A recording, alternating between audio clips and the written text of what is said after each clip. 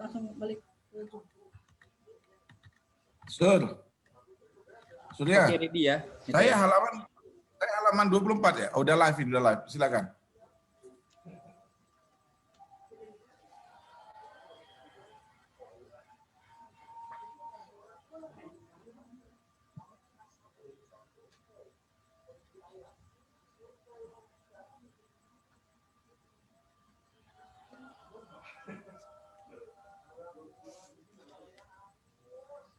Baik, selamat malam kepada seluruh pemirsa yang menyaksikan tayangan. Pada malam hari ini, tayangan perdana untuk membahas 28 doktrin. Dan pada malam hari ini, oleh karena malam ini adalah malam perdana, kita akan membahas mengenai pasal atau bab yang pertama dari rangkaian 28 doktrin yang perlu kita ketahui mengenai uraian dasar doktrin Alkitabiah. Nah, malam hari ini kita akan pelajari bab 1 yaitu firman Tuhan Allah. Dan pada malam hari ini saya tidak sendirian, oleh karena terdapat 3 panelis ataupun narasumber yang juga sudah turut hadir untuk bisa membahas maupun mendiskusikan perihal bab 1 yaitu firman Tuhan Allah. Saya akan perkenalkan satu persatu. Yang pertama saya ingin perkenalkan Pendeta Agustus Manurung. Beliau adalah Gembala Jemaat GMHK Jatiwangi. Pendeta Agus boleh menyapa para pemirsa. Selamat malam para pemirsa dimanapun Anda berada. Kiranya Tuhan memberkati kita dalam panel diskusi ini. Baik, terima kasih.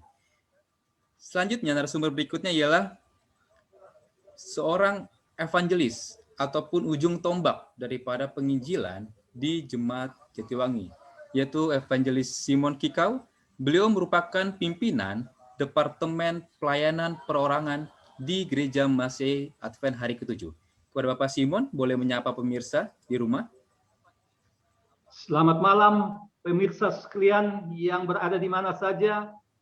Puji Tuhan, malam ini kita memulai perdana pendalaman firman Tuhan melalui 28 doktrin. Baik, puji Tuhan. Dan yang ketiga, panelis kita yang ketiga ialah Pendeta Muda Surya Syanipar. Beliau adalah Asosiat Gembala di Gereja Masih Advent hari ke-7 Jemaat Jatiwangi. Kepada Pendeta Muda Surya Syanipar, boleh menyapa pemirsa di rumah. Selamat malam kepada seluruh penonton dimanapun Anda berada. Terima kasih sudah menghadiri acara panel diskusi pada malam hari ini. Kiranya Tuhan membukakan pikiran kita untuk mengerti firman Tuhan dan juga pelajaran-pelajaran mengenai doktrin Alkitab yang benar. Tuhan memberkati kita. Baik, terima kasih. Itulah para narasumber kita pada malam hari ini, di mana sekali lagi saya ingatkan kita membahas bab 1 mengenai firman Tuhan Allah. Untuk memulai diskusi atau pembahasan firman Tuhan pada malam hari ini, kita undang dua buka oleh Pendeta Muda Surya Syanipar.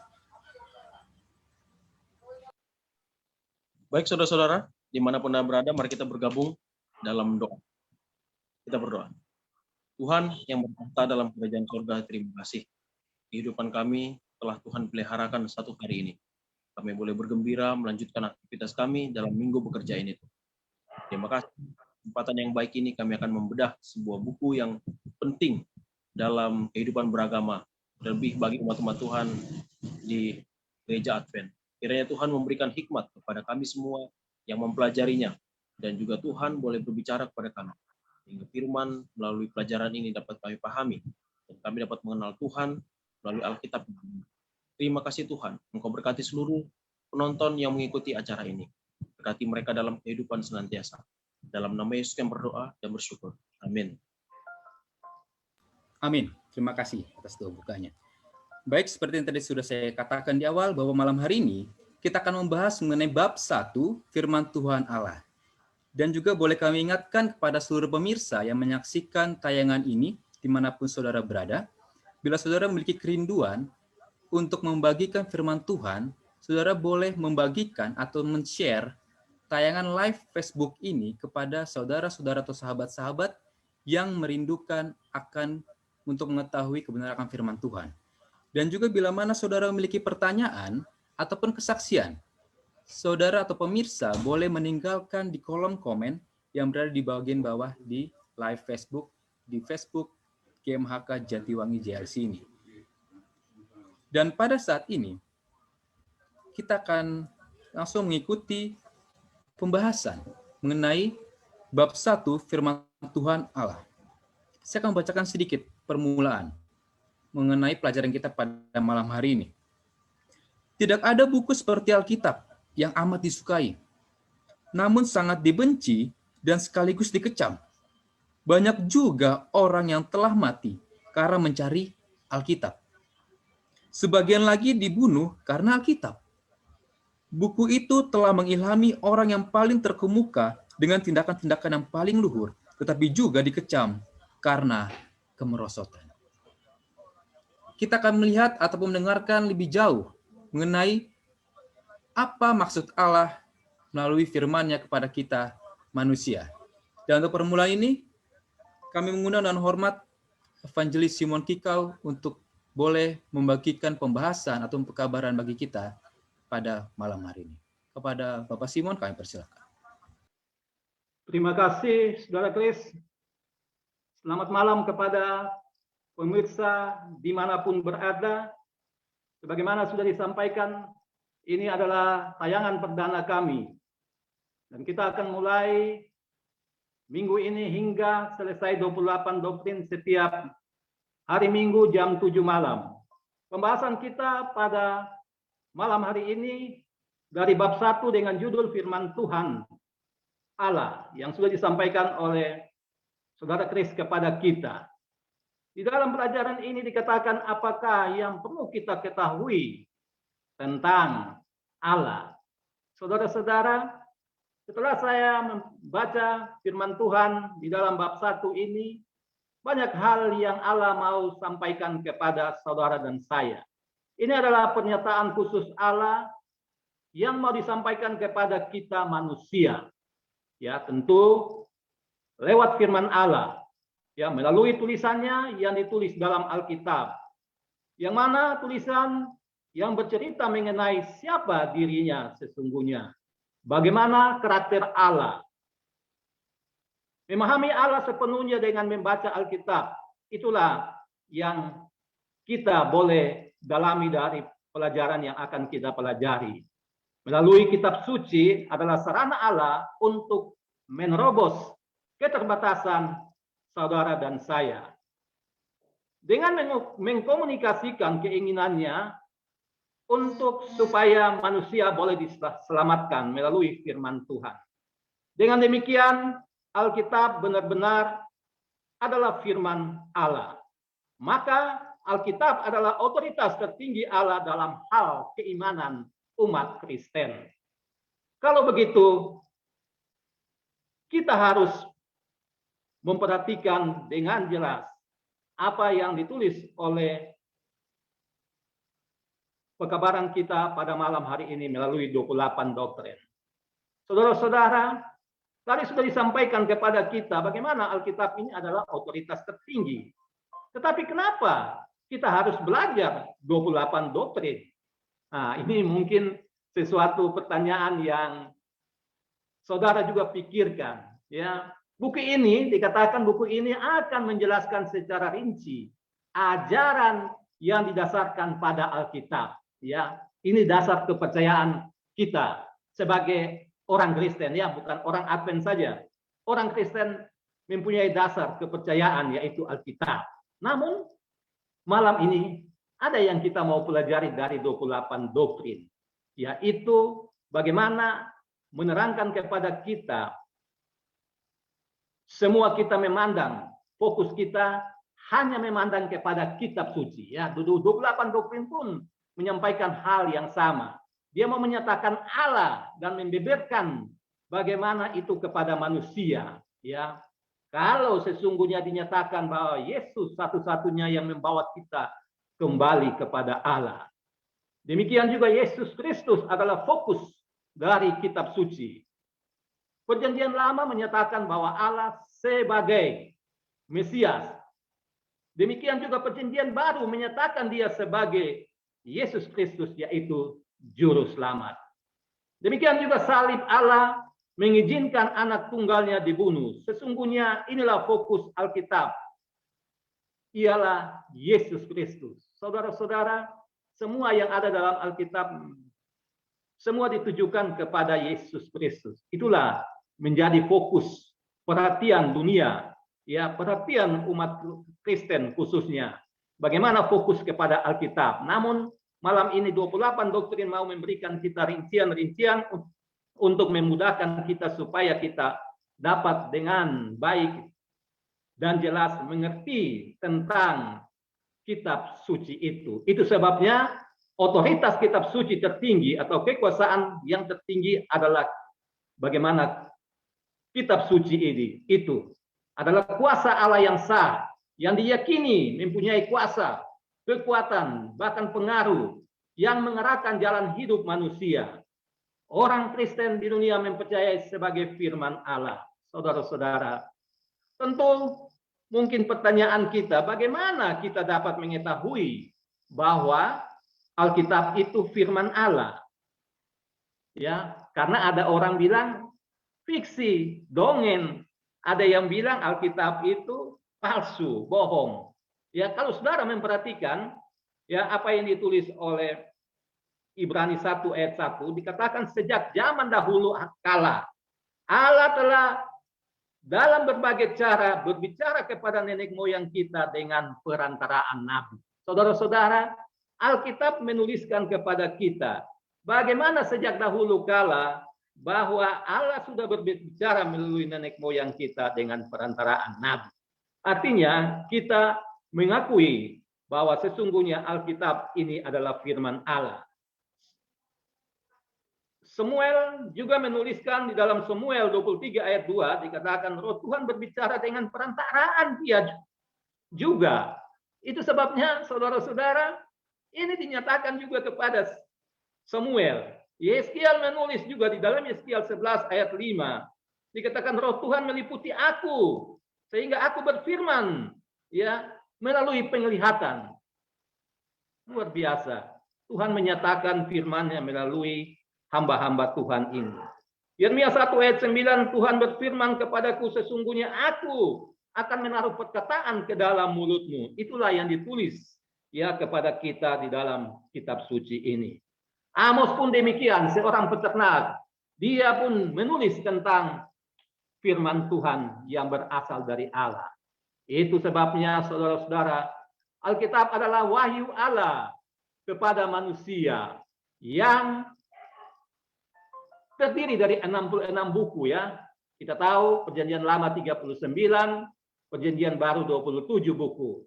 Tentu dalam bentuk sejarah, baik nubuatan, ya, ada surat, ada syair, ya, dan banyak penulis ya, diperkirakan hampir kurang lebih 40 penulis. Tentu dengan latar belakang yang berbeda-beda. Ya, ada raja, ada petani, ada ahli hukum, ya banyak, ada nelayan, ada imam, ada dokter, banyak sekali penulis-penulis yang Tuhan ya berfirman kepada mereka untuk mereka sampaikan melalui tulisan di dalam kitab suci ini. Dan dalam kurun waktu sekitar 1600 tahun. Saudara-saudara, di dalam latar belakang yang berbeda-beda, waktu yang berbeda-beda, ya, penulis yang berbeda-beda, tempat yang berbeda-beda, namun dikatakan sekalipun itu berbeda-beda, itu mempunyai satu kesatuan, tidak bisa dipisahkan, ya, tidak bisa dipisahkan. Petrus menulis di dalam 2 Petrus 1 ayat 21, sebab tidak pernah nubuatan dihasilkan oleh kehendak manusia, tetapi oleh dorongan Roh Kudus orang berbicara atas nama Allah. Itu sebabnya firman Tuhan ini dituliskan, ya. 28 doktrin meninggikan ya otoritas Allah ini disampaikan juga kepada kita. Itu sebabnya kita sebagai umat-umat Tuhan, khususnya kita orang Advent, sangat meyakini ini sebagai doktrin, ya, pelajaran dasar daripada umat-umat Tuhan untuk menuju kepada kebenaran-kebenaran ke depan. Saya sampaikan ini di dalam nama Tuhan Yesus yang akan memberkati kita semua. Saya kembalikan kepada host.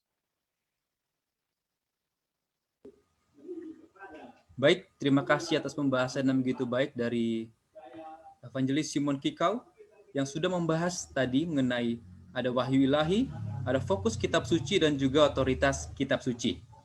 Baik, sebelum kita berlanjut, saya menyapa dulu para pemirsa yang sudah bergabung dengan kita di Facebook. Saya ucapkan selamat malam kepada Bapak Wilson Huta Barat, juga Saudari Laksmi Siahaan, ada juga Ibu Lolita Hutapea, ada juga Ibu Deni Herlina, ada juga Ibu Enten Kartini, juga Ibu Dinengah Rasniati, Ibu Meriski Sialoho, dan juga Ibu Nursida Siombing. Baik, selamat malam kepada para pemirsa yang sudah bergabung dengan kami di malam hari ini. Semoga ini semua dapat menjadi berkat bagi kita semua. Baik, selanjutnya kita akan langsung saja kepada pembahasan berikutnya oleh Pendeta Muda Surya Syanipar. Kami persilakan. Baik, terima kasih kepada Evangelis Simon Kikau yang sudah membawakan topik pemula mengenai bab 1 dari 28 doktrin ini. Terima kasih Pak Simon, juga terima kasih kepada Saudara Chris yang sudah menjadi panel kita pada malam hari ini. Baik saudaraku, kita masuk kepada bagian kedua, tapi masih dalam bab yang pertama, mengenai pengilhaman kitab suci. Saudara-saudara, kita tahu bahwa Alkitab ini tidak serta-merta dituliskan oleh manusia itu sendiri. Jadi, ilham kitab suci ini dan buku 28 doktrin ini mengagungkan siapa yang mengilhamkan kitab suci itu untuk dituliskan. Jadi bukan mengagungkan siapa penulisnya, bukan mengagungkan kapan ditulisnya, bukan mengagungkan sejarahnya, tapi mengagungkan siapa si pemberi ilham untuk menuliskan kitab suci ini. Pelajaran kita pada malam hari ini menunjukkan ada satu oknum yang dinyatakan dalam buku kitab pada malam hari ini, dikatakan bahwa buku Alkitab ini, Firman Tuhan ini, diilhamkan oleh Roh Kudus. Ya, diilhamkan oleh Roh Kudus dan diilhamkan oleh Allah. Jadi tidak bisa disangkal kalau Alkitab ini, kalau kita tahu dalam bahasa Yunani, Al itu adalah sebutan untuk Allah. Dan kitab itu adalah sebutan untuk buku. Jadi kalau kita mempelajari secara sederhana, Alkitab ini berarti apa?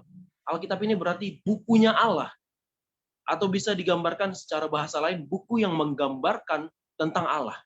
Jadi apapun yang dituliskan dalam Alkitab berarti menceritakan tentang sosok Allah. Dan sosok Allah ini diceritakan dalam berbagai jenis. Kenapa? Saudara, kita harus tahu yang pertama, fakta mengatakan bahwa Alkitab ini yang terdiri dari 66 buku dituliskan oleh 40 penulis. Ya.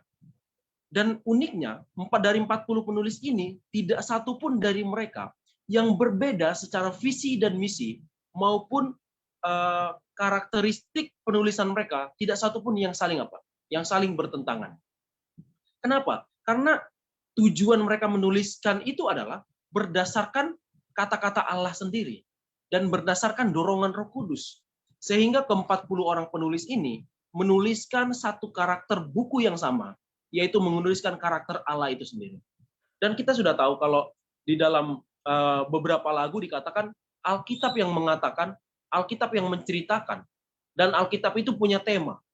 Ya, bagi kita yang punya Alkitab, kita sering mendengarkan kata-kata yang mengatakan tema Alkitab adalah siapa? Tema Alkitab adalah Yesus. Ya, tema Alkitab adalah Yesus. Dan kita tahu Yesus itu sendiri adalah apa? Adalah Sang Kasih. Jadi kita harus tahu tema Alkitab dan ilham yang ditujukan untuk menulis Alkitab adalah ilham yang menuliskan tentang kasih Allah. Nah, ini harus kita pahami terlebih dahulu. Saudara-saudara, ada fakta kedua yang mengatakan bahwa buku Alkitab ini dikanonisasi atau dikumpulkan atau dituliskan tidak dalam waktu yang singkat. Tidak dalam waktu yang singkat. Fakta mengatakan bahwa apa? Penelitian mengatakan bahwa 1.500 tahun adalah jarak yang diambil untuk menuliskan ke-66 buku ini. Sehingga kemudian dilakukan sebuah kanonisasi, penyatuan buku-buku, dan akhirnya apa? Akhirnya membuat suatu rentetan-rentetan sejarah yang bisa kita pahami. Baik, yang kedua adalah mengenai apa? Mengenai proses inspirasi ini sendiri. Saudara-saudara tahu bahwa tadi sudah disampaikan tadi Evangelis Simon mengatakan bahwa para penulis buku ini sendiri memiliki pekerjaan yang berbeda-beda. Kemudian memiliki karakter yang berbeda-beda. Ada yang seorang dokter, dikatakan buku Lukas adalah seorang dokter. Ada yang seorang mantan pembunuh, seperti Paulus. Dia menuliskan banyak sekali kitab apa? Kitab di dalam Perjanjian Baru. Ada seorang nabi, ada seorang raja, dan ada seorang hakim yang menuliskan apa? Yang menuliskan buku-buku ini. Ada juga yang apa? Yang peternak domba. Jadi kadang-kadang kita berpikir bagaimana Alkitab ini bisa Tuhan lakukan penulisannya dengan menggunakan orang-orang yang, ya saya rasa begini ya, saya rasa tidak pantas lah ya. Masih ada yang lebih suci gitu, masih ada yang lebih suci, masih ada yang lebih layak untuk menuliskan apa? Untuk menuliskan kitab-kitab ini. Tapi inilah luar biasanya Tuhan.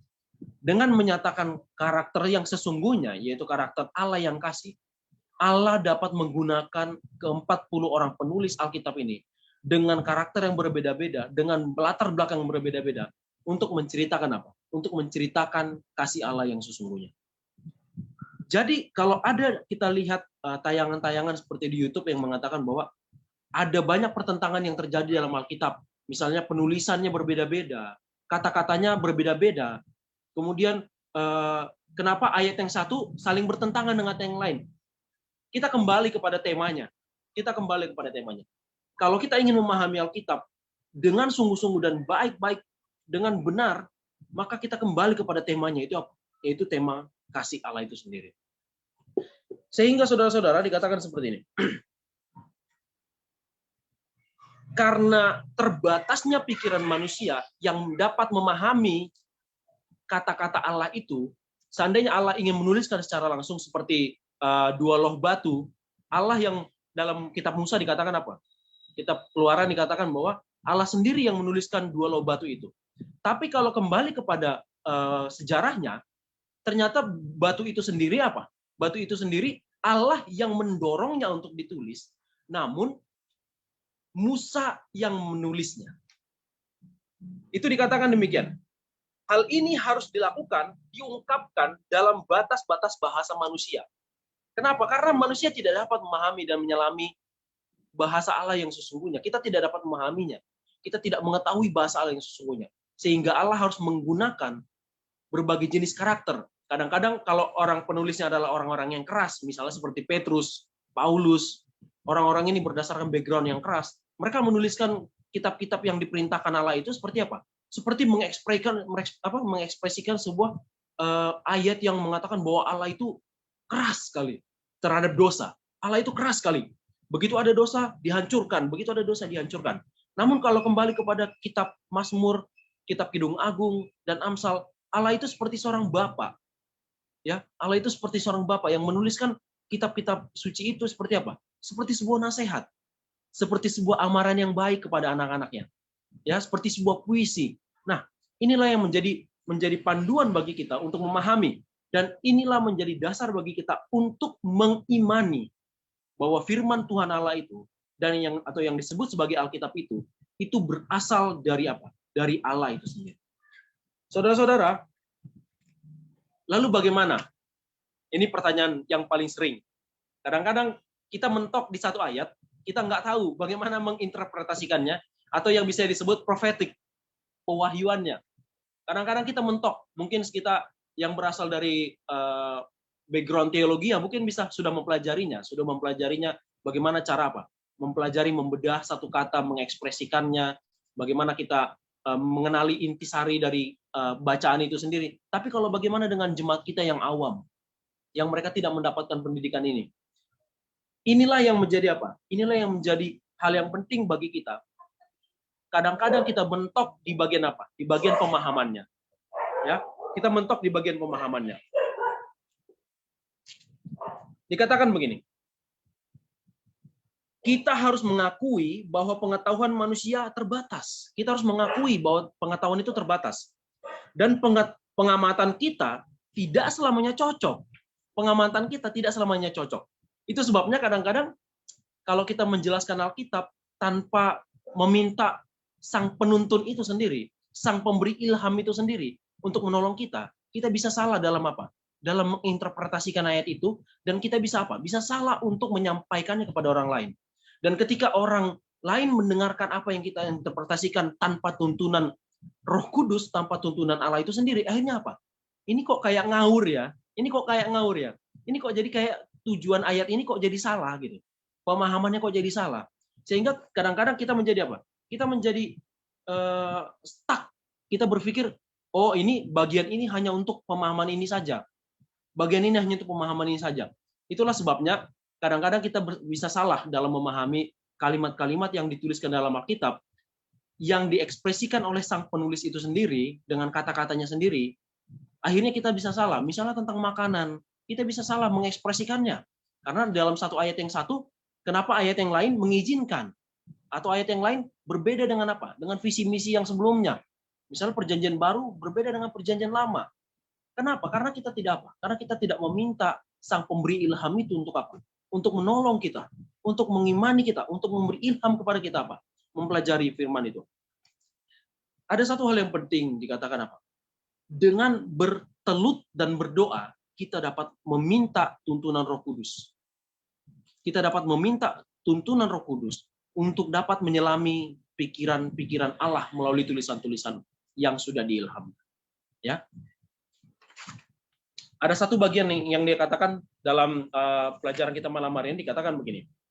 Walaupun ada usaha-usaha untuk menghancurkan Alkitab, namun Alkitab tetap dipelihara dengan ajaib, bahkan dengan ketepatan yang menakjubkan.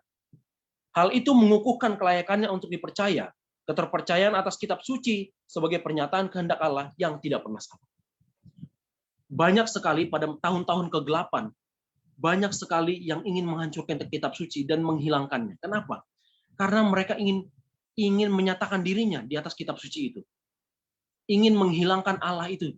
Tapi dikatakan, jika Allah yang memberikan penulisan ini untuk diberikan kepada umat manusia sebagai penuntun, maka Allah yang apa? Allah sendiri yang menjaga kitab ini untuk bisa tetap apa? Digunakan oleh umat-umat. Jadi ibarat ada satu ilustrasi begini.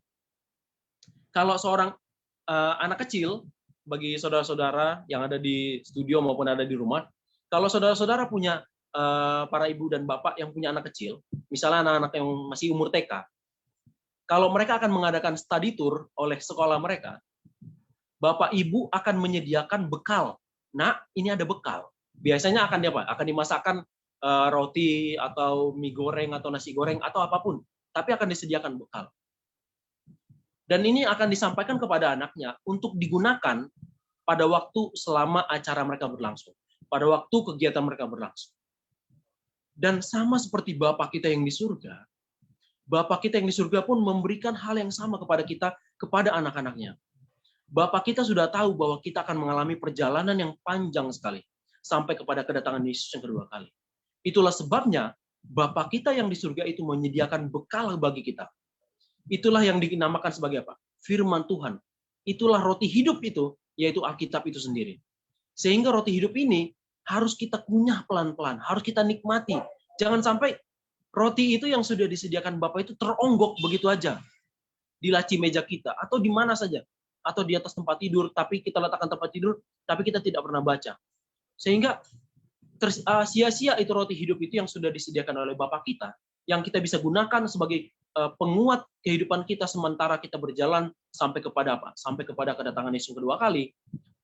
Kita perlu menggunakan roti hidup ini dalam kehidupan kita untuk menjaga tubuh kerohanian kita tetap seimbang, sehat rohani maupun jasmani kita untuk apa? Untuk tetap bisa dalam berjalan dalam kebenaran Tuhan. Mungkin sampai di sini dulu, Saudara Kris, saya kembalikan kepada host. Baik, terima kasih kepada Pendeta Muda Surya Senipar yang sudah memaparkan begitu baik mengenai tadi subbabnya bila kita sudah dengar ialah pengilhaman kitab suci. Ya, baiklah kita sudah dapat dengarkan dan sudah mengerti bahwa pengilhaman kitab suci semuanya sama meskipun para penulis memiliki profesi yang berbeda, latar belakang yang berbeda. Baik, saya kembali ingin menyambut ataupun menyapa para pemirsa yang kembali bergabung, baru bergabung. Ini ada Ibu Sofi Lelahi, ada juga Ibu Reni Simbolon, ada juga Saudari Kathleen yang baru bergabung bagi kita di malam hari ini. Dan sekali lagi saya ingatkan kepada semua pemirsa yang mendengarkan siaran ini dimanapun berada, bila memiliki kesaksian ataupun pertanyaan, bisa meninggalkan di kolom komen di bagian bawah, maupun juga bisa melalui private message atau pesan pribadi. Jadi, semoga kita bisa saling bertukar pikiran, saling berdiskusi, untuk kita dapat lebih mengerti akan pekabaran firman Tuhan pada malam hari ini. Baik, selanjutnya kita akan serahkan kesempatan ini kepada Pendeta Agustus Manurung yang akan melanjutkan pembahasan masih di bab 1 firman Tuhan Allah. Kami persilakan. Baik, selamat malam para pemirsa dimanapun berada. Dan selamat malam para panelis yang sudah memaparkan tentang kitab suci, pengilhaman, dan tentu kesatuan daripada kitab suci yang saudara-saudara dan saya tentu sangat imani. Kembali melalui pelajaran ini, kita boleh melihat apa yang dikatakan oleh Evangelis Bapak Simon di awal tadi. Kitab suci ini bagaikan buku yang unik sekali. Saya katakan unik karena memang ada orang yang menyerangnya, ada orang yang mengaguminya, ada orang mungkin yang ignorance atau cuek terhadap buku ini. Tapi paling tidak malam ini kita akan mencoba melihat bagaimana kitab suci yang di tangan saudara dan saya ini yang sudah diilhami Roh Kudus kepada para penulisnya, ya. Sekali lagi ini kita perlu pahami bahwa para penulis ini, kalau saudara ketemu nama Yeremia, ketemu nama Musa, ketemu nama Paulus di kitab Perjanjian Baru, ini nama-nama rasul atau nabi yang menulis Alkitab. Mereka sendiri mengakui, ini penting bagi kita, mengakui bahwa mereka menulis kata-kata itu karena Tuhan terlebih dahulu mengilhami mereka. Ya, Tuhan terlebih dahulu. Itu sebabnya tidak heran beberapa ayat dari Alkitab ini akan berbicara, demikianlah firman Tuhan, demikianlah firman Tuhan, demikianlah firman Tuhan. Artinya, kalau dia seorang Nabi Yeremia atau Yehezkiel, maka dia menulis kitab suci Yehezkiel itu, menulis kitab suci Yeremia itu, bukan dari apa yang dia seperti mengarang buku biasa, tidak. Tapi dia mendapat ilham kuasa Roh Kudus. Dan buku ini juga, Alkitab suci kitab suci yang saudara dan saya pegang ini juga memberikan kesaksian sendiri. Paulus memberikan kesaksian bagaimana tadi pendeta muda Surya, seorang yang dalam tanda kutip jahat sekali, membunuh, akhirnya diubahkan oleh kuasa Tuhan, dan dia menjadi seorang penulis, bagaimana dia mendapat ilham Roh Kudus, dan sekarang ilham itu menuntun dia menulis kitab-kitab itu. Itu sebabnya Rasul Paulus kita bisa pahami banyak sekali buku kitab yang dia tulis, kisah hidupnya bersama dengan Tuhan. Kemudian kita melihat Yesus sendiri juga sangat meninggikan otoritas kitab suci. Saudara-saudara dan saya memahami bagaimana pengalaman Yesus ketika dia dicobai, ya dicobai oleh iblis. Maka ketika dia dicobai, Yesus juga mengakui otoritas kitab suci yang saudara dan saya pegang. Itu sebabnya tidak heran, berulang kali Yesus juga mengatakan ada tertulis, ada tertulis. Nah, ini menunjukkan bahwa Yesus sendiri sangat mengakui otoritas kitab suci yang dia baca. Ini berulang kali dikatakan demikianlah tertulis, ada tertulis, ya. Dan ini menjadi satu bentuk bagi saudara dan saya bahwa Yesus meninggikan otoritas kitab suci. Dan kitab suci yang sama bukan hanya dipakai oleh Yesus sebagai satu otoritas kekuatan iman baginya bahwa dia mengatakan ada tertulis, tapi pada yang sama kitab suci yang dipegang saudara dan saya ini juga memberi kesaksian tentang Yesus. Jadi kesaksian tentang Yesus, berita keselamatan, berita mukjizat-mukjizat apa yang dilakukan oleh Yesus, bagaimana Yesus menebus saudara dan saya melalui kematiannya di kayu salib. Dan sejak kelahirannya, sejak dunia diciptakan, bagaimana ini firman telah bersaksi tentang seorang juru selamat yang diperlukan oleh manusia. Ya, kita bisa pahami kembali kalau kita kembali ke Taman Eden, saudara-saudara, kita bisa lihat bagaimana setelah kejatuhan Adam dan Hawa, tidak ada cara untuk menyelamatkan mereka kecuali datangnya seorang juru selamat. Dan itu sudah dinubuatkan, sudah disaksikan, dan akhirnya perjanjian lama yang disebut orang seakan-akan terpisah dengan perjanjian baru. Tidak, saudara. Itu satu kesatuan. Lihatlah, perjanjian lama bercerita tentang manusia yang merindukan seorang juru selamat, dan perjanjian baru, juru selamat itu lahir. Dan itulah Yesus yang kita sembah. Yesus lahir, dia mati dan bangkit, dan dia masuk surga, dan dia juga merindukan keselamatan setiap orang, termasuk saudara dan saya. Kemudian ada satu peristiwa ketika Yesus bertanya kepada murid-muridnya, siapakah aku ini? Ada yang bilang Yeremia, ada yang bilang Nabi. Tapi ketika Yesus tiba kepada Petrus, siapakah aku menurutmu, Petrus? Petrus katakan, engkau adalah Mesias, engkau adalah anak Allah. Dan pada waktu Petrus mengatakan hal demikian, lalu Yesus katakan, Petrus, bukan kau yang berbicara tentang itu, tapi ada Allah, adalah Bapa, ada kuasa Roh Kudus dalam dirimu. Bayangkan saudara, Petrus yang tadinya seorang yang anak guntur, yang meledak-meledak, yang mungkin dalam kata terlalu gampang bicara, terlalu mudah bicara, tapi kali ini ketika dia berbicara tentang Yesus, dia katakan Yesus itu Mesias. Sementara orang lain masih bingung siapa Yesus. Sementara orang lain masih menyebut Yesus sebagai seorang nabi biasa. Sementara orang lain menyebut Yesus itu hanya seorang Yeremia, nabi-nabi sebelumnya. Tapi Petrus dengan berani mengatakan bahwa Yesus adalah Mesias, anak Allah. Mengapa? Karena dia diilhami oleh kuasa Roh Kudus. Itu sebabnya ketika saudara dan saya membuka Alkitab, membuka kitab suci, membaca firman Allah, minta kuasa Roh Kudus untuk menuntun kita. Apa yang dikatakan oleh hamba Tuhan tadi, Pendeta Muda Surya, supaya ketika firman itu berbicara, kita nggak melenceng kepada hal-hal yang kita tidak mengerti. Tapi saya percaya kalau kita baca satu firman, tapi ketika kita berdoa, meminta kuasa Roh Kudus, saya yakin firman itu akan fokus. Dia akan tahu, dia tidak akan lari maknanya. Dia akan tetap kepada makna yang sebenarnya. Kemudian Alkitab juga, saudara-saudara, telah mengilhami pengetahuan-pengetahuan penting. Ya, saya mau katakan ada kisah-kisah sederhana yang saudara harus pahami tentang Alkitab ini. Ya, saya mau katakan penemuan minyak di Timur Tengah oleh Rockefeller dulu, paling tidak katanya ada kisah menyebut bahwa dia membaca kitab suci. Ya, kitab suci ini dia baca. Dia melihat satu kisah tentang bayi Musa. Bayi Musa ini lalu dibuang di sungai Nil, keranjangnya dikasih ter. Ya, ini menjadi satu ilmu pengetahuan. Ada apa dengan ter sehingga bayi Musa nggak tenggelam?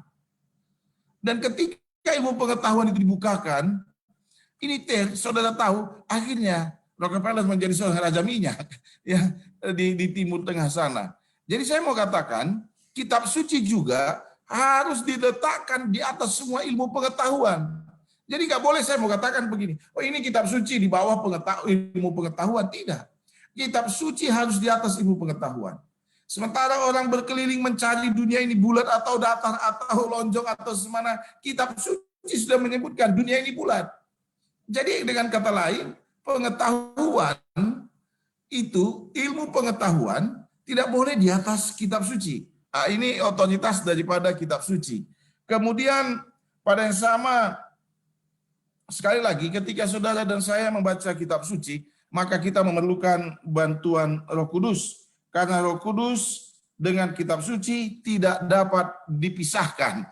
Jadi sama seperti Yesus dan kitab suci tidak bisa dipisahkan, dan Roh Kudus pun hal yang sama tidak dapat dipisahkan dengan kitab suci. Itu sebab ketika saya membaca kitab suci, saya memerlukan bimbingan Roh Kudus. ruang lingkup daripada firman Allah tadi, norma-norma budaya manusia, kalau kita mau lihat, ketika diambil kitab suci, itu sebabnya kitab suci ini harus di atas norma-norma itu, di atas ilmu pengetahuan itu. Karena kitab suci ini melebihi daripada kemampuan manusia, termasuk karunia-karunia rohani. Karunia rohani, kitab suci pun harus di atas karunia rohani. Apa karunia rohani saya? Ketika saya mendapat satu karunia rohani, Alkitab katakan, karunia rohani yang saya miliki pun harus diuji oleh kitab suci. Jadi dengan kata lain, karunia rohani juga, otoritas kitab suci harus di atas karunia rohani. Ketika saya mendapat karunia rohani sebagai seorang penyanyi, sebagai seorang yang mengajar, saudara-saudara, saya mau katakan bahwa kitab suci harus di atas karunia rohani. Karena Alkitab berbicara bahwa karunia rohani pun harus diuji oleh kitab suci. Saudara-saudara, Alkitab ini merupakan satu kesatuan, ya, baik perjanjian lama, baik perjanjian baru. Paling tidak, pelajaran pada malam hari ini, apa yang dibawakan oleh panelis Bapak Evangelis Bapak Simon Kikau, Asosiat Gembala, Pendeta Muda Surya, dan apa yang sudah saya paparkan tadi, ini membuka pikiran kita. Oh, inilah kitab suci ini sebenarnya. Jadi jangan pernah katakan kitab suci ini tidak berlaku, atau kitab suci ini sudah usang. Jangan. Ini kitab suci di atas segala-galanya. Yesus saja melawan pencobaan, dia gunakan kitab suci. Rasul Paulus juga, lihat dia menulis kitab suci, dia menerima ilham sorga, menjadi kesaksian bagi banyak orang. Bagaimana saudara dan saya untuk dituntun, dibimbing kepada jalan keselamatan itu. Demikianlah pelajaran pada malam ini. Saya kembalikan kepada host untuk melanjutkan semua kegiatan malam ini. Silakan host. Baik, terima kasih atas pemaparan yang begitu baik dari Pendeta Agustus Manurung yang semakin memperjelas maksud ataupun inti dari pelajaran kita pada malam hari ini. Baik, di tangan saya sudah terdapat ada pertanyaan. Ada pertanyaan, nanti bisa saya akan lemparkan kepada para panelis ataupun narasumber untuk boleh menjawab pertanyaan dari pemirsa yang mengikuti siaran kita pada malam hari ini. Pertanyaan dari Bapak Wilson Huta Barat. Beliau bertanya seperti ini. Bagaimana Alkitab secara teknis dikanonisasi? Saya ulangi sekali lagi. Bagaimanakah Alkitab secara teknis dikanonisasi? Baik, saya akan lempar kepada panelis. Ada yang bersedia untuk memberikan pembahasan ataupun jawaban tentang pertanyaan ini? Mungkin saya boleh awalnya kepada Pendeta Surya Sianipar, mungkin boleh berbagi sedikit. Setelah itu nanti akan kita minta juga pendapat ataupun gagasan daripada panelis yang lain. Kami persilakan. Ya, baik. Terima kasih. Pertanyaan yang begitu baik dari Bapak Wilson Huta Barat. Terima kasih Pak Wilson, dimanapun Bapak berada. Terima kasih, pertanyaan begitu baik sekali. Ini mengenai tentang teknis kanonisasi, prinsip kanonisasi. Saya melihat pertanyaan ini seperti begini. Kalau kita mengacu kepada susunan-susunan Alkitab, ada beberapa susunan-susunan Alkitab itu kalau melihat kepada sejarah atau yang bisa disebut sebagai historikalnya, penulisan atau historikal penulisannya, maka kita akan mendapati beberapa kitab-kitab itu tersusun seperti acak-acak. Misalnya, kitab Nehemia dan kitab Esther seharusnya setelah buku Daniel, atau mungkin buku Daniel yang dimajukan dalam apa? Setelah buku Raja-Raja, atau mungkin buku Yesaya yang sebelum nubuatan Babel itu dituliskan sebelum apa? Sebelum pada waktu bagian dari kitab 1 Raja-Raja dan 2 Raja-Raja. Tapi kita mengacu kepada pemahaman dan maksud dari penulisan ini sendiri. Tadi sudah dijelaskan bahwa ada satu ilham yang disampaikan oleh Allah itu sendiri melalui dorongan Roh Kudus kepada penulis-penulisnya supaya menuliskan mengenai sejarahnya. Ya. Begini, supaya lebih mudah, Tuhan mau bukan kanonisasinya yang diungkit. Ya. Tuhan mau ketika kita membaca Alkitab bukan kanonisasinya yang diungkit. Tapi Tuhan mau ketika kita membaca Alkitab bahwa Tuhan ada dalam sejarah. Ya. Tadi Pendeta Manurung sudah mengatakan, ada Tuhan di dalam sejarah. Kalau ilmu pengetahuan harus Alkitab harus di atas ilmu pengetahuan, maka Allah itu sendiri harus berada di atas Alkitab itu. Allah harus berada di atas Alkitab, dan Alkitab harus berada di atas ilmu pengetahuan.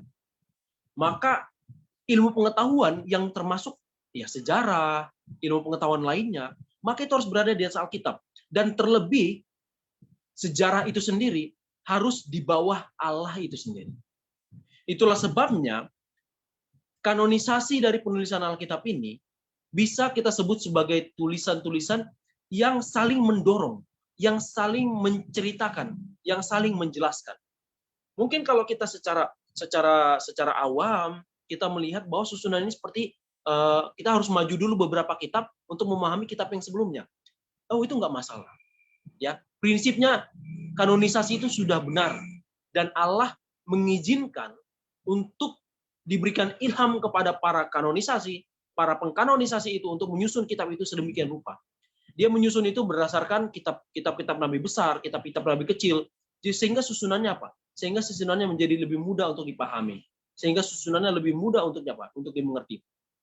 Namun hal yang paling penting seperti yang sudah saya katakan bahwa ada Allah yang dituliskan dalam setiap sejarah, ada Allah yang diceritakan, ada karakter Allah yang diceritakan dalam apa? Dalam setiap nilai-nilai pengilhaman dalam penulisan kitab suci ini. Bahkan seperti ini, dikatakan kalau kita punya buku panduan kita, buku pedoman 28 doktrin Alkitab ini, kalau saudara-saudara buka, di sana dikatakan begini. Roh Kudus memberikan kepada para penulis wawasan. Ya, Roh Kudus memberikan para penulis wawasan yang tidak pada saat itu waktu penulisan itu diceritakan, penulisnya itu nggak hadir di dalam penulisan dalam cerita tulisan itu. Misalnya begini, Musa tidak ada di dalam apa? Di dalam waktu penciptaan. Tapi Tuhan memberikan apa? Tuhan memberikan penjelasan melalui Roh Kudus, ilham melalui Roh Kudus kepada Musa untuk menuliskan apa? Mengenai sejarah penciptaan. Tapi di atas segalanya itu bukan penciptaannya yang paling utama yang harus kita pahami. Tapi ada Allah yang disaksikan oleh Musa yang memberikan ilham bahwa saya mendapatkan ilham dari Allah untuk menceritakan apa? Menceritakan mengenai penciptaan yang bisa kita pahami, yang bisa kita mengerti pada masa-masa kita sekarang ini. Itu mungkin sedikit Saudara Kris. Baik, terima kasih atas penjelasannya dari Pendeta Muda Syura Syanipar. Untuk selanjutnya kepada Bapak Evangelis Simon Kikau, boleh memberikan pemahaman juga mengenai teknis kanonisasi. Kami persilakan. Boleh tahu dulu kanonisasi itu apa? Halo? Boleh tahu kanonisasi itu apa? Kanon itu secara arti susunan, Pak. Jadi penyusunan sebenarnya. Bicara kanonisasi itu bicara penyusunan.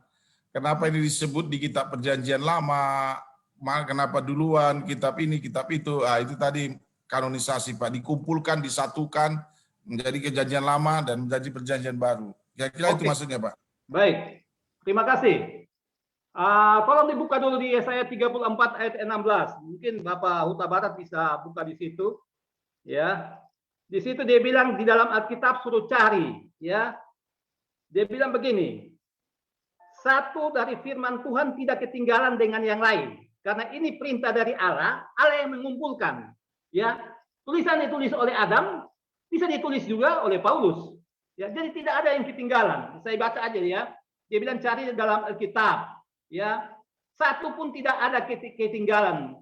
Perintah yang keluar dari mulut Tuhan, ya, dan Roh Tuhan sendiri yang mengumpulkan. Saudara-saudara, tidak ada beda pembicaraan daripada Paulus mungkin dengan Petrus, ya, ataupun mungkin Petrus dengan yang disampaikan juga oleh nabi-nabi yang lain. Jadi Tuhan sudah mengatur semua, apapun ya yang ditulis semua jelas, ya, tidak ada ketinggalan. Makanya dia bilang kita semua menulis tentang Dia. Jadi Tidak ada yang beda di dalam penjabaran-penjabaran ini ya. Di dalam Yohanes 5 ayat 39 dikatakan semua menulis tentang aku. Nah, ini firman Tuhan dari Tuhan. Tadi dibilang dalam keterangan 28 doktrin dikatakan kepada kita dalam satu kesatuan ya. Jadi yang disampaikan oleh nabi ini dengan rasul ini sama. Ya, disampaikan oleh nabi yang sana dengan nabi yang sini sama. Karena Tuhan yang mengatur semua, Tuhan yang mengumpulkan. Jadi tidak ada firman yang satu berbeda dengan firman yang lain. Mungkin itu yang saya bisa terangkan dari ayat ini. Baik, terima kasih kepada Bapak Simon Kikau. Selanjutnya kepada Pendeta Agustus Manurung, kami persilakan. Ya, terima kasih kepada Bapak Huta Barat, Bapak Wilson, pertanyaan yang cukup menarik. Apa yang sudah disampaikan oleh kedua panelis tadi tentu telah membuka pikiran kita. Tapi saya mau katakan, ini satu keajaiban sebenarnya bagaimana gulungan kitab ini dulu, Dead Sea Scroll, ini bagaimana gulungan-gulungan kitab ini dulu bisa bertahan ya, bisa bertahan dan akhirnya dikumpulkan, dikanonisasi sehingga menjadi satu buku. Ada beberapa sejarah menunjukkan bahwa kanonisasi Perjanjian Lama itu sekitar tahun 90 ya, tahun 90 dikanonisasi dia menjadi satu buku.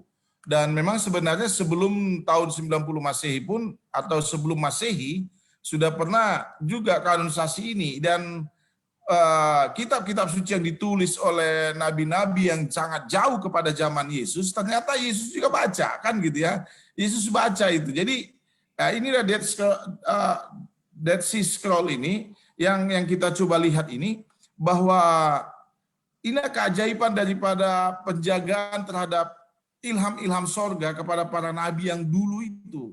Ya, para nabi-nabi Perjanjian Lama, sehingga dikumpulkan 39 buku. Dan tahun sejarah mencatat sekitar tahun 90 itu Perjanjian Lama ditaruh, dan tahun 345 Perjanjian Baru dikumpulkan, dikanonisasi dan kemudian disatukan ya. Dan saya pikir ini satu keajaiban pekerjaan Tuhan untuk menambahkan sejarahnya saja sedikit bagaimana ini dikanonisasi kitab-kitab ini.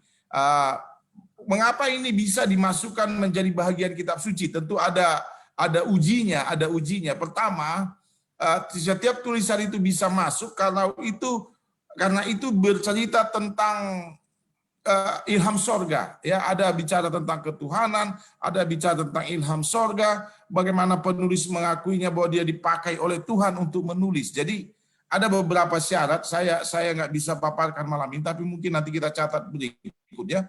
Bagaimana buku bisa masuk ke dalam satu bagian dari kitab suci, ya. Dan ini rasul-rasul, nabi-nabi yang tercatat di dalamnya memang mengakui bahwa mereka mendapat ilham surga itu secara sederhananya saja dulu.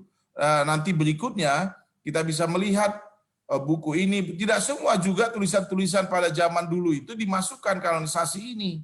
Inilah pertentangan antara kekuasaan Roma pada waktu itu yang mengingatkan itu sebenarnya ada perbedaan-perbedaan kitab suci muncul dari denominasi lain dan denominasi Protestan. Ada yang menganggap ini harus masuk, ini enggak masuk. Jadi ini nanti kanonisasinya tentu ada beberapa catatan-catatan mengapa buku Rasul Paulus misalnya, buku Roma harus masuk jadi kitab suci, mengapa buku Yeremia harus masuk jadi kitab suci. Jadi kanonisasi Perjanjian Lama, hanya saya mau kasih sejarahnya saja, lebih kurang tahun 90, dan kanonisasi Perjanjian Baru lebih kurang 349 atau 45. Saya pikir itu yang bisa saya jawab untuk sejarahnya. Kalau kanonisasi isi tadi saya pikir panelis sebelumnya sudah memberi jawab. Terima kasih. Kembali kepada host. Baik, terima kasih kepada Pendeta Agustus Manurung yang juga sudah melengkapi pembahasan atau penjelasan. Sebenarnya lagi satu pertanyaan secara private dari saudara Hensiaan. Namun saya melihat mungkin hampir mirip dengan kanonisasi karena ada pertanyaan bahwa pada sekitar awal tahun 2000-an seperti booming ada suatu Injil Yudas, dikatakan Yudas Iskariot, yang dibuktikan dengan adanya artefak. Dan ada pertanyaan mengapa Injil Yudas tersebut tidak dimasukkan ke dalam Alkitab. Namun tadi sudah dijabarkan, saya rasa itu sudah menjawab juga karena ada beberapa hal ataupun kriteria, indikator mana-mana yang sesuai dan mana-mana yang penting untuk dimasukkan ke dalam kitab kita. Nah, di sini ada sebuah pertanyaan sederhana, dikatakan seperti ini. apakah ada cara ataupun strategi terbaik untuk memulai membaca Alkitab? Sebagai contoh seperti ini. Sebaiknya dalam membaca Alkitab dimulai dari kitab apa? Apakah ada hal yang menyederhanakan pengertian atau dari kitab mana saja pun bisa untuk membaca dan mengerti atau memahami Alkitab. Jadi di sini mungkin kalau saya singkatkan, apakah ada cara mudah yang memudahkan kita untuk mengerti dalam membaca Alkitab? Ini tuh. Baik, mungkin kita boleh kepada Evangelis Bapak Simon Kikau untuk boleh memberikan arahan ataupun mungkin semacam saran sebenarnya sebaiknya bagaimana cara kita untuk membaca Alkitab agar kita lebih mudah mengerti. Kami persilakan. Oke. Pertanyaan dari siapa itu, Saudara Chris? Ini agak terlihat Pak Simon karena di private message gitu. Oke. Jadi sebenarnya tadi sudah disampaikan ya, belajar Alkitab minta tuntunan Roh Kudus. Ya. Tadi disampaikan dari awal oleh pendeta ya, kalau tidak salah yang sampaikan pendeta Manurung, bagaimana cara belajar Alkitab ya, kita minta tuntunan Roh Kudus ya, karena Roh Kudus itulah yang akan memberikan kita mengerti ya, makanya kuasa Roh Kudus itu harus kita minta. Sederhana saja kalau saya pikir tidak perlu terlalu repot-repot ya, karena kuasa Roh Kudus bisa melakukan apa saja untuk kita ya, supaya kita dengan tuntunan Roh Kudus kita mengerti firman Tuhan. Baik, terima kasih pada Bapak Simon. Pada Pendeta Agustus Manurung, ada lagi tambahan mengenai trik atau cara untuk lebih mudah memahami dalam membaca Alkitab. Ya, saudara-saudara, saya mau mengajak kita begini. Ketika kita membaca firman, luangkan waktu saudara. Memang saudara ingin membaca, kira-kira begitu. Jadi nggak boleh juga kita sepintas saja baca udah begitu atau sebagai seperti satu tuntutan saja. Tapi kalau memang saudara mau membaca, saudara harus ambil waktu tersendiri, masuk ke satu ruangan, berdoa, berniatlah hari itu. Bisa saja saudara membaca 1 pasal 1 hari, bisa 3 pasal 1 hari. Tapi yang paling penting ketika saudara membaca, minta bimbingan Roh Kudus, saudara renungkan itu. Saudara renungkan isi bacaan Alkitab saudara itu dan mintalah kuasa untuk melakukannya, ya. Supaya ketika saudara membaca, itu ada yang kalau bahasa sekarang ada yang tinggal di dalam gitu ya, ada yang tinggal di dalam. Ada banyak orang membaca tapi nggak ada yang tinggal di dalam hatinya. Jadi sepertinya itu hanya berlalu begitu saja. Tadi kalau saja dimaksud lagi pertanyaan ini adalah dari mana memulainya, ya gitu ya. Saya tidak mau membatasi kuasa Allah terhadap firman Allah. Ya, ada yang mengatakan baik dari Kejadian pasal 1 terus, gitu ya, baik juga. Itu mungkin jadi program daripada gereja kami, yaitu Follow the Bible dari Kejadian pasal 1. Itu baik juga. Tapi ada juga orang yang bersaksi yang saya coba dengar di berbagai tempat, ketika dia menemukan kitab suci di tangannya, dia belum tertarik membaca kitab Kejadian, tapi ketika dia buka bisa saja ada ayat yang membuat dia tertarik terhadap satu ayat yang setelah dia buka, ya. Ketika dia buka, dia tertarik, waduh, dan itu membuat dia berubah secara iman dan akhirnya dia mulai mencari Tuhan, ya. Jadi mana yang terbaik? Ya, kalau ideal dari Kejadian 1 dulu seterusnya, tapi sekiranya saudara pun memang hari itu terbuka kitab suci di hadapan saudara, lalu saudara baca itu, biarlah itu juga jadi berkat bagi saudara. Jadi kita tidak boleh batasi kuasa firman Allah yang menyentuh hati saudara. Ada orang yang membaca Kejadian tersentuh, ada yang orang tersentuh imannya ketika membaca kitab Mazmur, ada. Jadi kita tidak boleh batasin. Saya hanya mau katakan, ketika engkau menerima firman Tuhan, ketika engkau membaca firman Tuhan, renungkan itu, berdoa minta kuasa Allah. Nggak apa-apa, bisakah berulang kali? Oh bisa. Saudara bisa baca satu ayat itu, satu pasal itu. Kalau saudara belum mendapatkan satu pengertian ilham, berdoa lagi, baca ulang lagi. Ketika saudara baca lagi, sepertinya belum pas, berdoa lagi, baca lagi, tidak apa-apa. Saudara bisa berulang kali. Saya senang ada beberapa orang yang bersaksi kepada saya, dia sudah 10 kali baca kitab ini dari awal sampai habis. Puji Tuhan.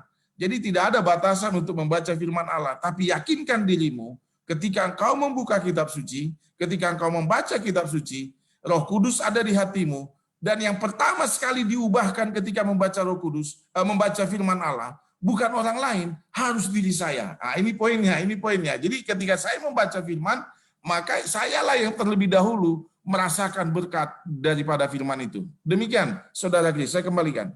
Baik, terima kasih kepada Pendeta Agustus Manurung. Mungkin Pendeta Muda Saudara Senipar boleh memberikan lagi tambahan sedikit terkait pertanyaan ini. Ya, sederhana aja ya. Saya pernah melihat orang makan hamburger seperti ini, konsepnya seperti ini. Saya pernah lihat makan hamburger. Pertama dia makan hamburger itu ada beberapa bagian. Pertama ada roti atas bawah, kemudian ada sayuran, kemudian mungkin ada yang pakai telur, kemudian ada yang pakai pakai beef, potongan daging. Nah, lalu cara makan itu berbeda-beda. Pertama ada yang hanya makan rotinya saja dulu, atau prinsipnya save the best for the last, yang dagingnya yang belakangan gitu kan. Nah, dia akan makan ini satu persatu. Tapi ada juga orang yang makan sekali gigit. Kalau mulutnya besar, kalau dia sanggup, dia akan gigit semuanya. Nah, kita juga harus menyadari potensi diri kita. Dalam memahami Alkitab ini tidak boleh ada yang disebut sebagai keangkuhan. Ya. Itulah sebabnya sama seperti sang pemberi ilham itu, yaitu Roh Kudus yang disuruh oleh Allah ini untuk memberikan hikmat kepada sang penulis ini, memahami isi tulisan mereka sendiri. Maka kita pun sebagai sang pembaca, kita pun harus meminta, jangan sampai ada keangkuhan. Saya akan melahap buku ini dalam 1 tahun. Saya akan selesai, berarti saya sudah menang. Oh enggak. Sama seperti yang sudah disampaikan oleh Pendeta Manurung tadi, katakan bahwa harus ada yang nyangkut. Ya, harus ada yang nyangkut. Jangan sampai baca 1 tahun tapi nggak ada yang nyangkut. Nyangkut ini bukan berarti seperti ada yang sesuatu yang harus ada bahan yang bisa disampaikan kepada orang lain. Enggak. Yang nyangkut ini bisa berarti apa? Nyangkut ini sebagai bentuk perubahan. Sebagai yang mengubahkan atau yang membuat kita bertumbuh. Itulah namanya kata nyangkut. Saya punya prinsip membaca Alkitab itu seperti ini. Saya akan baca mana yang saya ingin baca. Ya, saya akan baca mana ayat atau perikop atau pasal yang saya ingin baca. Kenapa? Ketika saya ingin baca, seperti yang disampaikan Pendeta Manurung, ketika ada niat ingin baca, maka kita akan baca. Misalnya saya kasih contoh kecil. Ketika kita membaca buku Yakub berada di Sungai Yabok, yang Yakub bergumul dengan Allah, di sana ada beberapa hal peristiwa-peristiwa yang bisa kita cari tahu sejarahnya. Cari tahu kenapa. Jadi pertanyaan ketika kita membaca satu pasal atau satu ayat itu, di sana harus muncul kata why, when, what, how. Itu harus muncul. Itulah namanya apa? Merenungkan. Ya, itulah namanya merenungkan. Kalau kalau dalam prinsip membaca ini tidak ada kata what, when, how, dan why, maka kita tidak apa? Kita tidak merenungkan. Tapi kalau ada muncul kata-kata itu, satu ayat saja dapat mengubahkan jiwa orang lain untuk apa? Untuk bertobat kepada Tuhan. Ya, tidak perlu kita mengkhotbahkan seluruh Alkitab. Kalau bisa satu ayat, Tuhan menangkan. Jiwa orang bisa Tuhan menangkan dengan satu apa? Satu ayat yang direnungkan. Ya. Jadi terima kasih kepada pertanyaan yang begitu baik. Semoga bisa memulai dengan apa? Dengan tips-tips ini. Mulailah dengan ayat yang saudara suka. Mulailah cerita-cerita Alkitab yang saudara suka, yang saudara ingin baca. Kalau memang cerita Zakeus menyenangkan untuk dibaca berulang-ulang kali, baca berulang kali.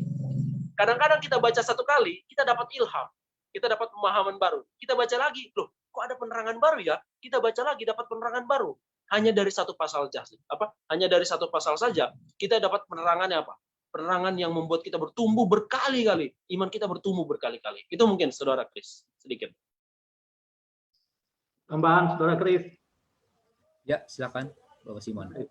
Saya hanya mau menyampaikan apa yang disampaikan oleh Paulus saja ya. Itu ada mungkin tips bagaimana mempelajari firman Tuhan ya. Di dalam Kisah 17 ayat 11 kalau tidak salah, dia bilang orang-orang Yahudi yang ada di Berea beda dengan orang Yahudi yang ada di Tesalonika. Ya saudara-saudara, apa bedanya? Rupanya orang Yahudi yang ada di Tesalonika itu mereka dengan rela hati, rajin menyelidiki firman Tuhan. Ya, kitab suci ini diselidiki. Ya, semua itu dengan benar, dengan rela hati.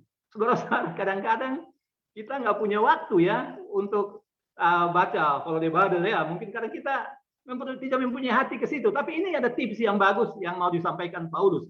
Perbedaan nih, supaya kita ambil yang baik. Yang mana ya? Oh, kita ikut orang di Berea aja. Kenapa? Ya mereka belajar setiap saat. Ya itu bedanya orang Berea dengan Tesalonika. Tesalonika ya tidak sering menyelidiki kitab suci, ya sehingga ada datang angin goncangan, ya akhirnya mereka jatuh, ya itu sebabnya. Itulah tipsnya. Yang paling utama adalah rajin menyelidiki aja, ya dengan rela hati.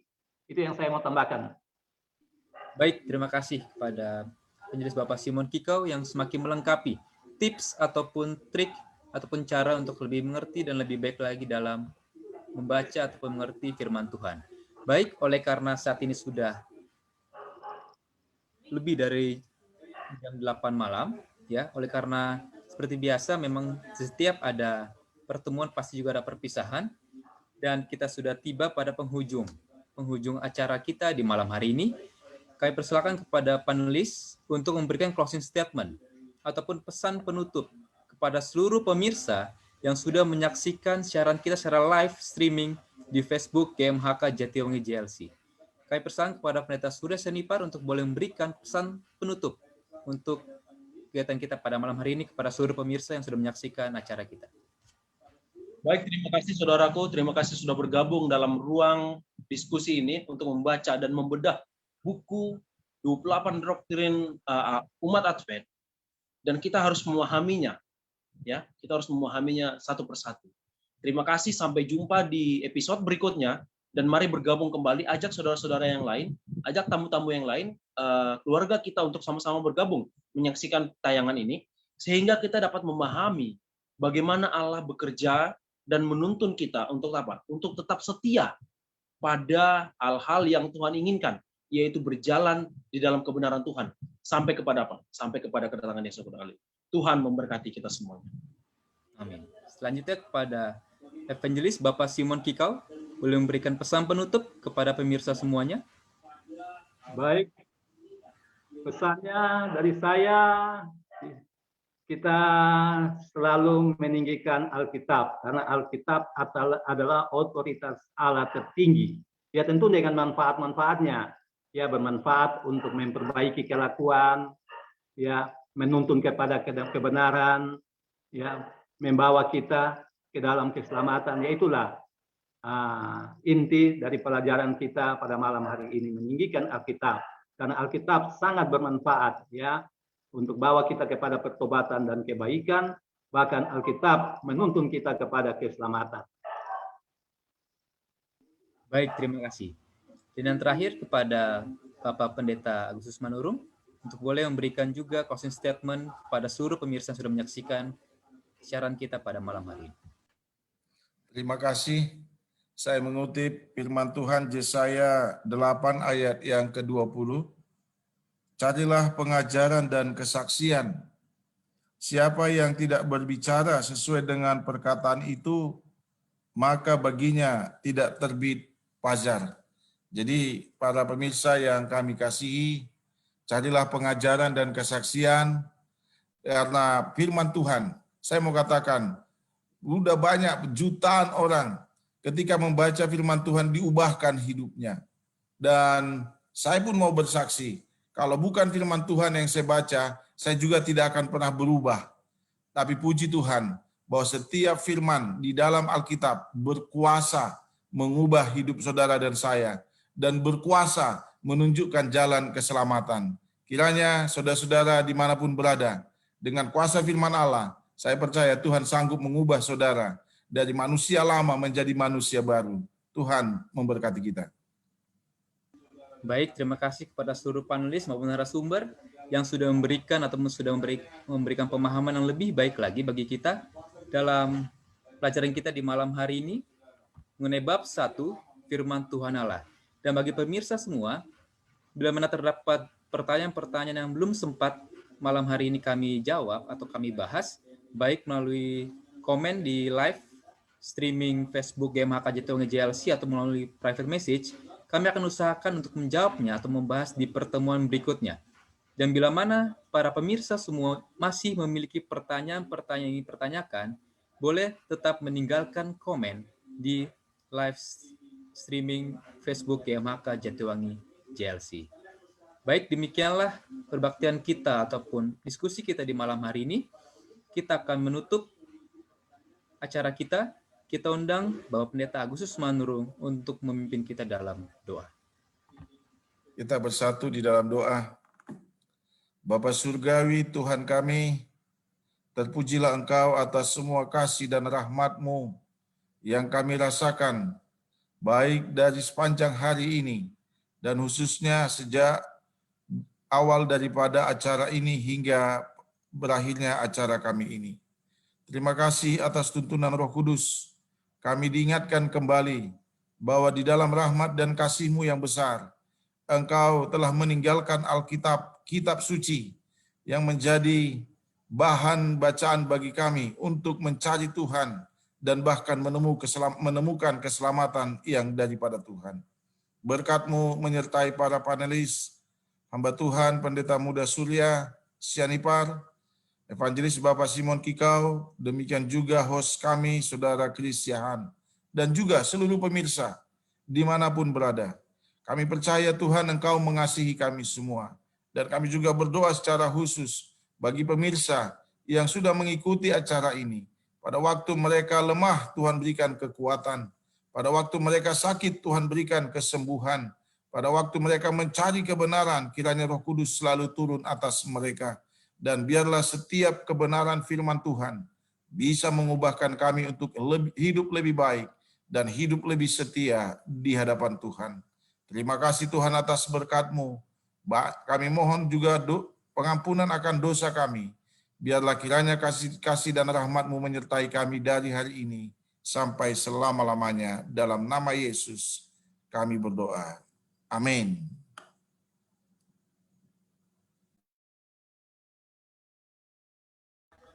Baik, demikianlah acara kita pada malam hari ini. Tayangan perdana bagi kita dan juga semua pemirsa. Saya ingatkan kembali, masih ada lagi 27 minggu lagi.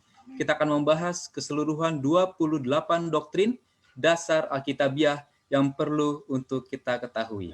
Untuk itu, kepada semua narasumber dan panelis, boleh kita open mic dan kita ucapkan sampai jumpa. Terima kasih, Tuhan memberkati kepada seluruh pemirsa di rumah. Sampai jumpa, selamat malam, Tuhan memberkati. Tuhan memberkati.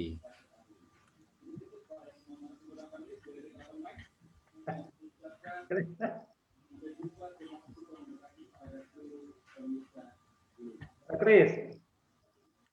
Halo. Saudara Chris.